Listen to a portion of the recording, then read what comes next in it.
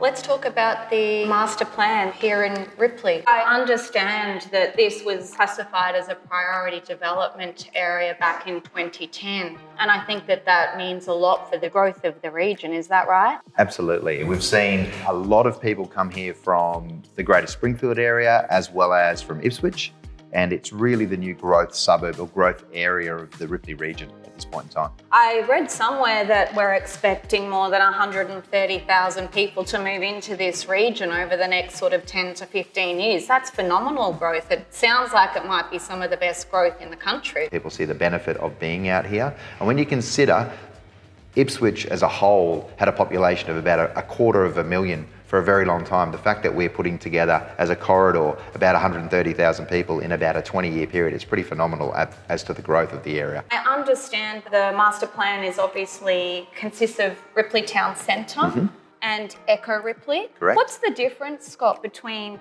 Ripley Town Centre and Ecco Ripley? Ripley Town Centre is our commercial retail division. What we're doing is we're trying to cater for the whole of the Ripley Valley in our town centre to create the jobs and opportunities for the future growth of the area and corridor.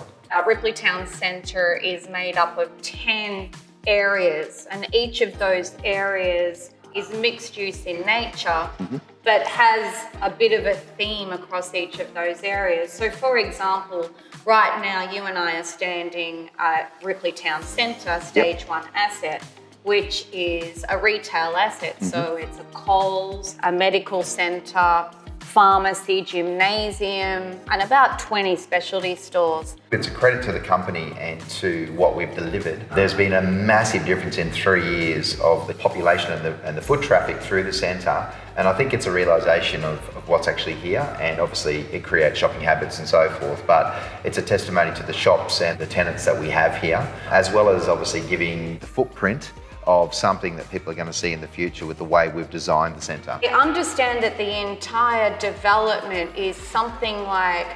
200,000 hectares? That's correct, yes. And about 40,000 hectares of private open space or parkland space, which we try and incorporate through the development to just give us lots of parks and green spaces, and eventually we'll have a lot of footy fields and all those things that community can get into, based in mind that we're trying to develop a complete community with a great town centre, a great residential precinct. And as you say, Kylie, as we move forward, we'll have different offerings as the train becomes available and work becomes more accessible, not only in our corridor, which will create 20,000 jobs, the town centre, but also to the greater Brisbane area and where the greater CBD is, and through to Ipswich, which is also being developed as a bigger CBD.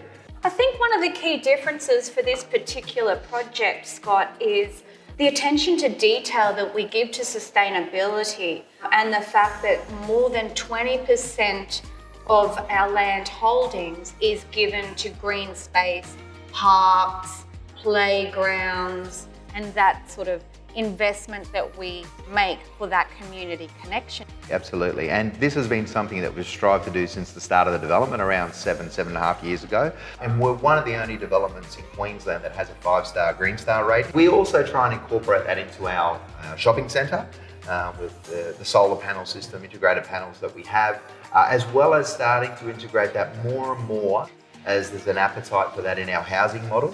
And it is something that we'll look to develop in the future, and it is a real focus of the company to deliver that from a residential type of view, as well as to the greater development and to the town centre.